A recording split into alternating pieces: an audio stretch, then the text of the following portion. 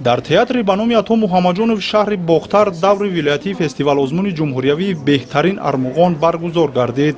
Дар ин чорабинии муовини раиси вилояти Хатнон, намояндагони сохторҳои фарҳангӣ ва ҳунармандон аз шаҳру ноҳияҳои вилоят иштирок намуданд. Фестивал бо ташаббуси раёсати агентии меҳнат ва шуғули аҳолӣ дар вилояти Хатнон роҳандозӣ шуда, ҳадафи он тарғиби анъанаҳои миллӣ, ҳунарҳои мардумӣ ва арҷгузорӣ ба арзишҳои фарҳангии миллӣ мебошад.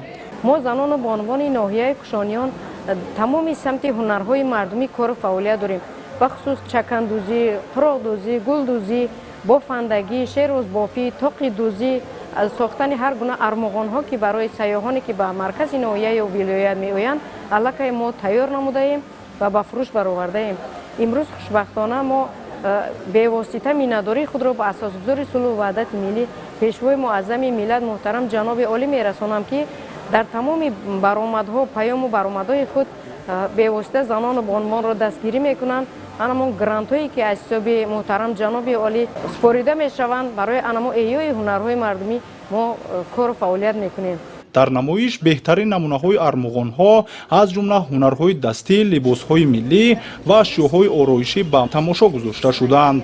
муовини раиси вилоят дар рафти боздид аз гӯшаҳои намоиш иброз дошт ки соҳаи армуғонсозӣ дар вилояти Хатнон дар ҳоли рушд қарор дошта, махсусан занони ҳунарманд бо грант ва имтиёзҳои раиси вилоят дастгирӣ меёбанд. ӯ афзуд ки чунин чорабиниҳо барои тақвияти фаъолияти ҳунармандон ва муаррифии фарҳанги миллӣ аҳамияти бузург доранд.